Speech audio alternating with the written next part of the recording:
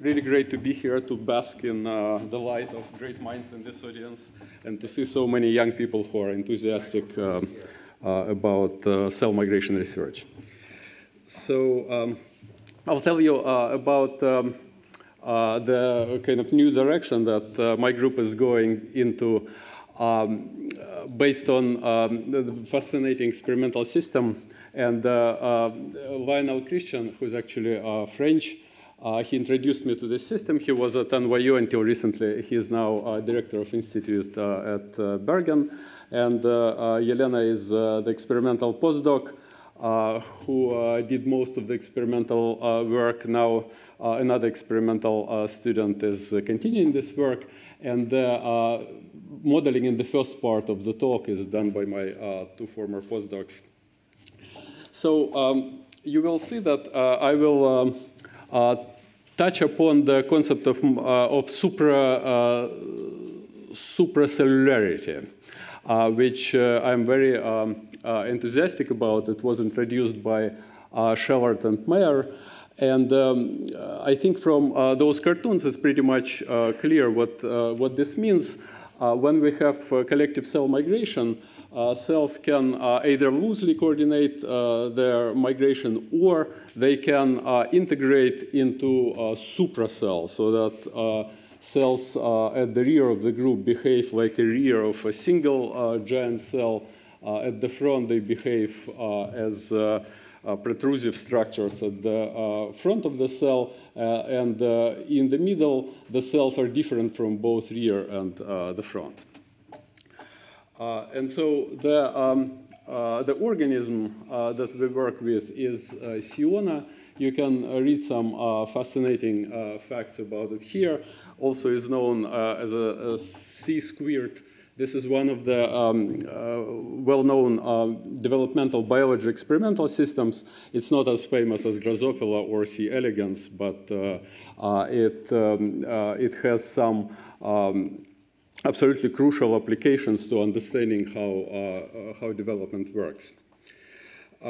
So why we picked Siona for cell migration research is that at certain stage of embryo development, all the cells in this organism are staying put, and only a pair of cells migrates together. So in a way, this is the simplest possible cell migration system.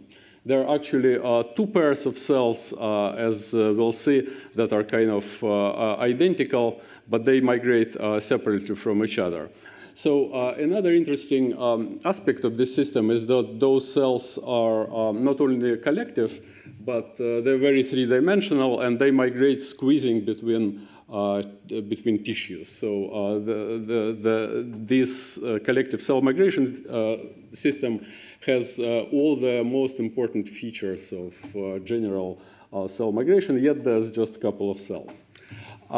Finally, I want to mention that the cells are migrating basically on the stiff floor, which is epidermis. And from the top, they are squeezed by elastic and deformable ceiling, which is endoderm. So that's another very interesting part of this problem. So we can, of course, track the cells. So you see nuclei of those two cells migrating together. They're leaving behind two other so-called ACM cells. So those cells will start the muscle system of the embryo, and these TVC cells will become a heart eventually. So what happens is a little bit maybe hard to imagine from this movie, but basically those cells are migrating from the trunk to the body, and the geometry is kind of like this. Those two pairs, they migrate like this, unite here, and then start dividing. So there are many questions about this cell migration system. And I mostly will pose the questions in this talk, and I'll have very few answers. We are kind of in the beginning of this journey. We had one paper last year in eLife, which you can read, but it gives answers to only small parts of these questions. So those are the large questions. How is collective polarization emerging and maintained? What you'll see is that the cells have a very clear leader and very clear trailer, and how this leader-trailer order is emerging is a big question. You will see that two cells in certain sense are supracellular, and then how this supracellular shape is organized, what's the mechanics of squeezing through the tissue, and then, of course, how do the cells find the way to go. So we can image actin, which, of course, the quality of imaging here is much poorer than what I was used to when this glorious work on keratocyte was done by Julia and Kinneret. This is, of course, 3D, and the embryo is breathing all the time. But so far, we try to analyze these movies, and we notice that there's more actin at the front of the leader, and there's no noticeable flow of actin. Then we do know that so comparing the level of protein expression in this cell relative to all other cells in surrounding tissues, we know that a molecule called Rho-D is upregulated in those TVC cells, and this signaling molecule upregulates actin-based protrusions at the periphery of the cell. So actin-based protrusion is somehow important here. Then we roughly know what's the myosin distribution in this pair, and we know that at the tail of the trailer, there's more myosin than in the leader, and especially low myosin density is at the cell-cell junction. So we started to model this group of two cells by using the so-called cellular POTS model. I will mention soon the big drawbacks of this model, but it has some very clear advantages. It's very easy to model in 3 dimensions, and also conceptually, it's a very simple and pleasing concept. You basically look at the balance of the surface energy generated by myosin tension. So basically, the surface is trying to acquire minimal area. Then the volume conservation energy, which implicitly determines the hydrostatic pressure inside those cells, and the adhesion energies. So we can vary the strength of adhesion between the leader and ECM, between the trailer and ECM, and between the cell-cell junction. And a couple of important points is that we also use the cellular POTS model to describe the deformable endoderm above those cells.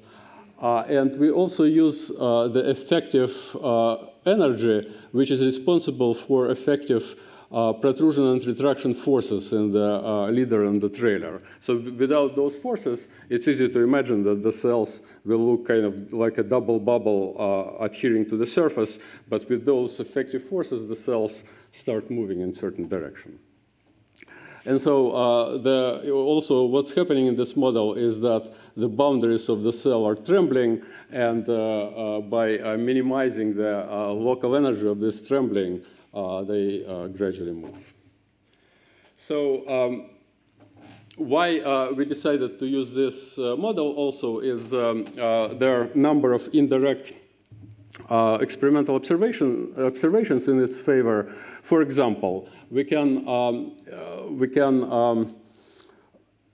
inhibit adhesion of both cells to the ECM. And then what happens, the cells are kind of puffing up, the area of their adhesion to the ectoderm is shrinking. So intuitively, that's exactly what this model predicts, because the contraction then is trying to make the cells more spherical and minimize the area of the attraction to the endoderm.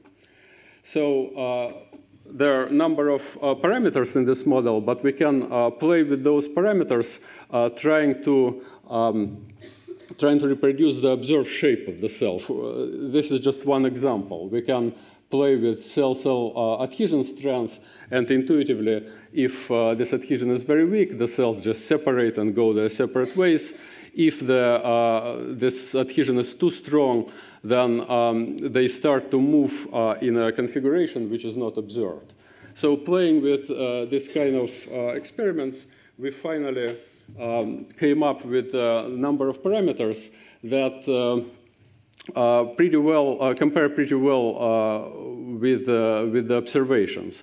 So you see how a pair of cells looks very much like experimental pair of cells, and actually some perturbations allow those cells to migrate separately, and we can also, with the same parameters, reproduce a single cell just fitting the measured sphericity of the observed cells and the aspect ratio of those cells. So in the end of this kind of numerical experiments, we don't have any free parameters. So then the model predicts this very pleasing simulation movies of one cell moving on a flat surface, of two cells moving, and this side view just shows that there's actually this deformable layer of cells on top of them. So the question, of course, so far is just kind of reproducing the shape and movement, but what useful can this model tell us? So back to the question of what's the mechanism of collective polarization of this cell. Why is one cell a leader and another the trailer? So one possibility is that there's more protrusive activity in the leader cell. So we can make the numerical simulation upregulating protrusion in the trailer. So in the simulations that I showed you before, leader is protrusive and trailer is not. And so so the cells behave in a very intuitive way. Because of this newly acquired protrusion, the trailer tries to kind of go around the leader and then goes around the side. And so the cells start moving not in single file, but kind of more side to side. And experiments of upregulating rho D in both cells show that experimentally cells behave kind of the same way. They start to move more side to side. Another possibility is that there's a different cell to ECM adhesion. For example, this numerical simulation shows that if we weaken adhesion in one of the cells, then with high probability, this cell is becoming the trailer.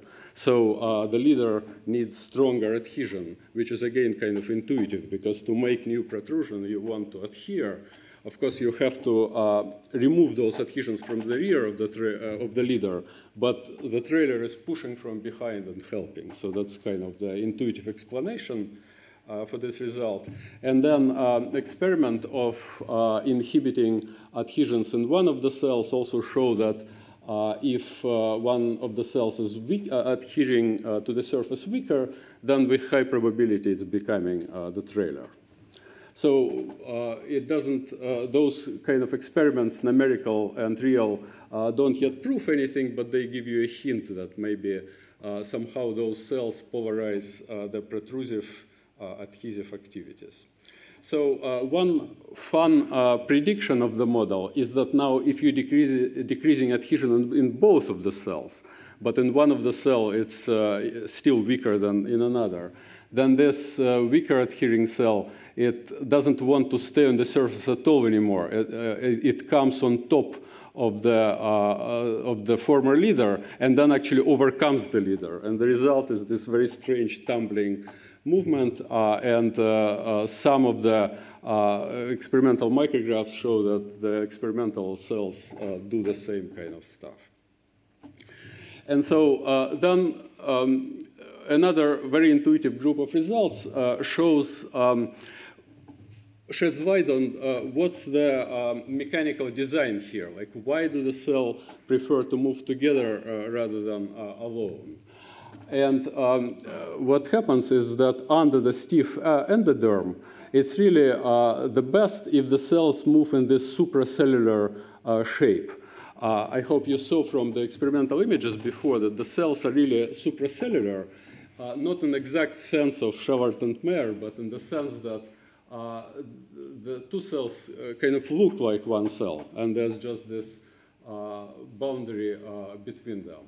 So it turns out that in this geometry, the cells move in the fastest possible way for two reasons. One is the only resistance from the endoderm is now to the leader, and then the trailer simply helps. If cells move separately, then they have to both overcome the same resistance with resources of mechanical resources for only one cell. And it's really a little bit better to do this supracellular shape motility than simply two equivalent cells. There's not much difference, but there is a difference. And it's really better to move in single file rather than side to side. And this always, again, very intuitive. And the experiment indeed says that displacement of the two cells together is greater than displacement of cells, of single cells. So another constraint of the model is from this fascinating experiment. There are certain perturbations that make those two pairs of cells that move independently from each other to combine. So we can get many cases when 3 cells move together or even 4 cells move together. And the unexpected results from those observations was that cells always move in single file. But this is against the model prediction. If we don't change anything in the model that I showed you, the model predicts the movement in this kind of configuration when there's this one leader and then 2 trailers that are equal. And the intuition behind it is very simple. It's like triple bubble to maximize the area of cell-cell contact while keeping the same free area and the same volume. This is the configuration that minimizes the sum of those energies. So we can do, of course, a lot of tricks trying to reproduce this single file motility. For example, one of the tricks, which of course is obvious, is to confer different effective driving forces to all the 3 cells. And then, of course, the fastest cell goes to the front, the slowest cell goes to the rear. But this is very unsatisfying, right? Because we now have to start tinkering with the model, changing it for 3 cells. So obviously, this cellular POTS model misses something. Now, the main actually argument against this cellular POTS model that the forces in this model are not real. There's no actual physical balance of forces in the model. So what we believe is that the cellular POTS model just gives us some initial intuition, and ultimately we have to do some real mechanics with real force balances. And so how does, what's the direction in which we are thinking? We actually are starting to think of the cells as a double bubble. It actually doesn't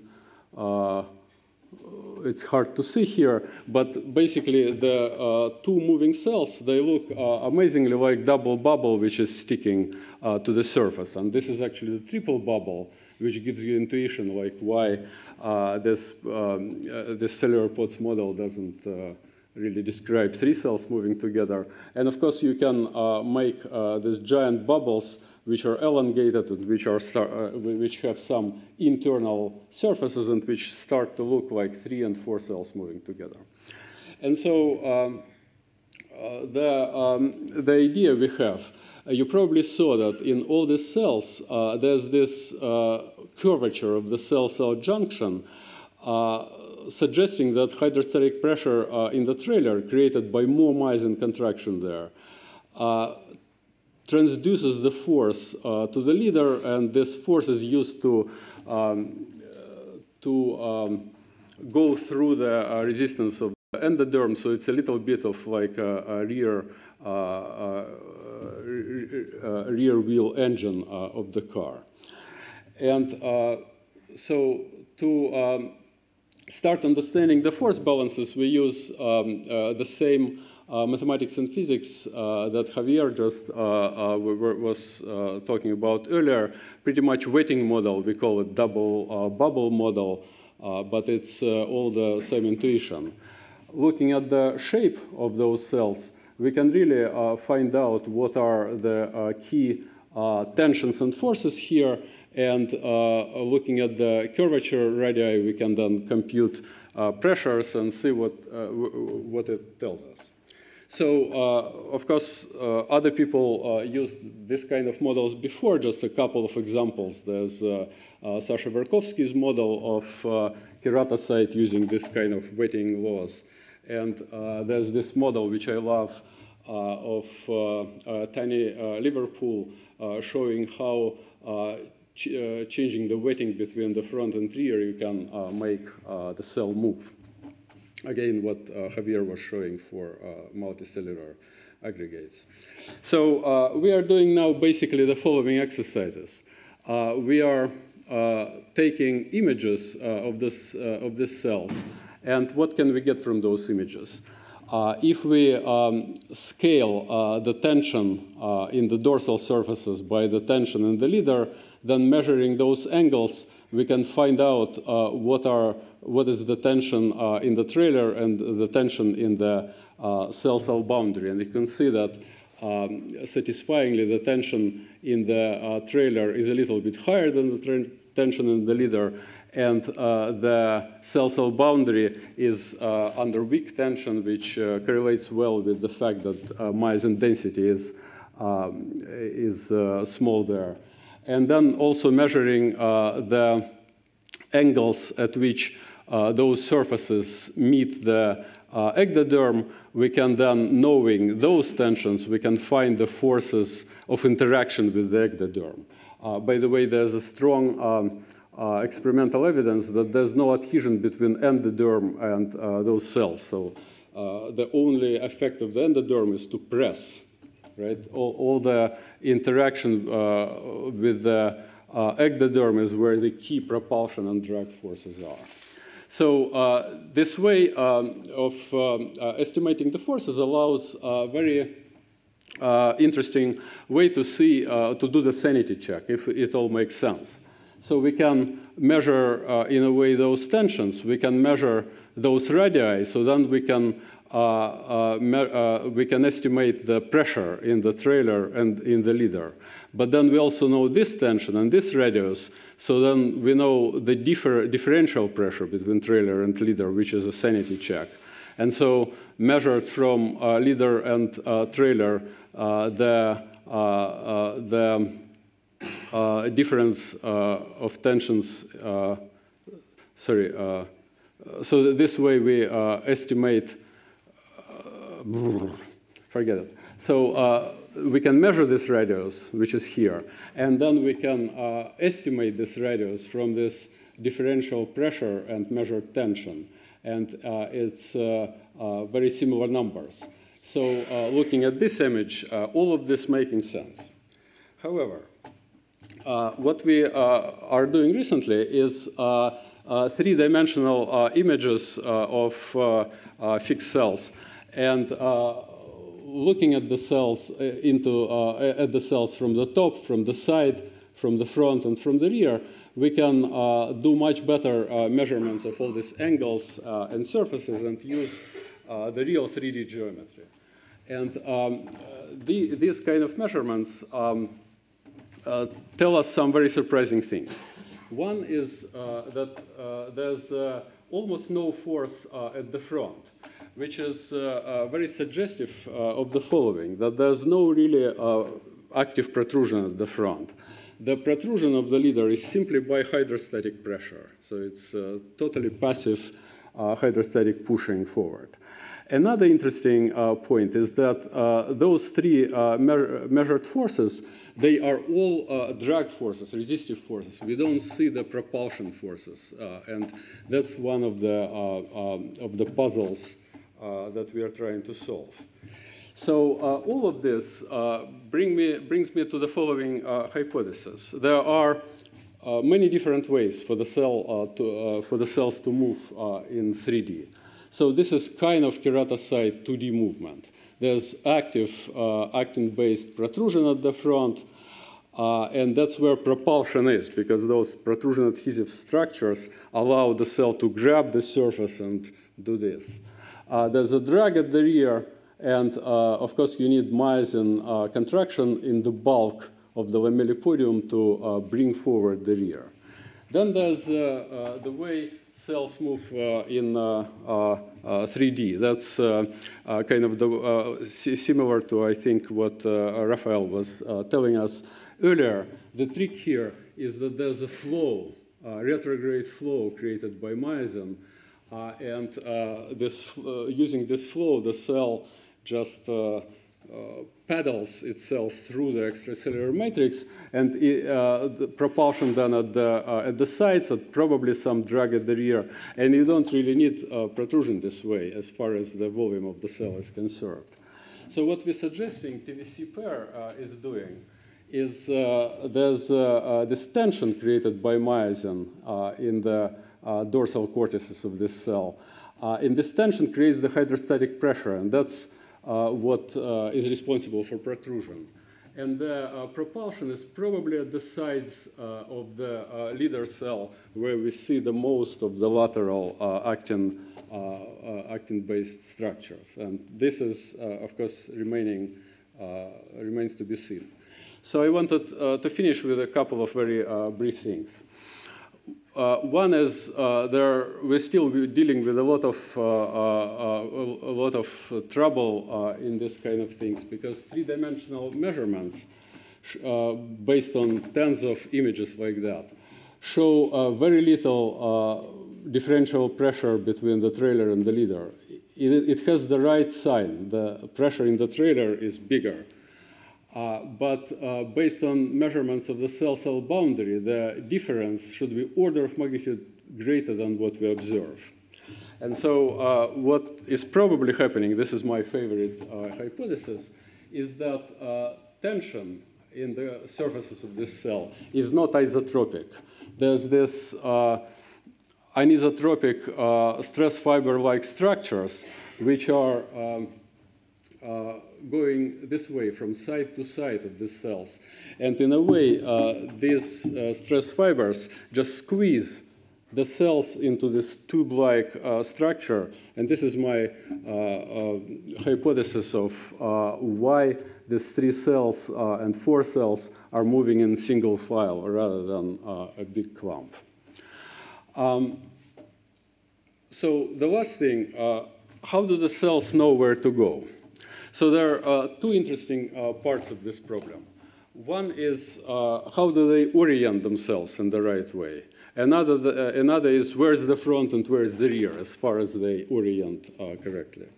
So very titillating possibility for orienting the right way is the fact that the cells are not moving on a flat surface. So ectoderm, which is relatively rigid, it's curved like a ball.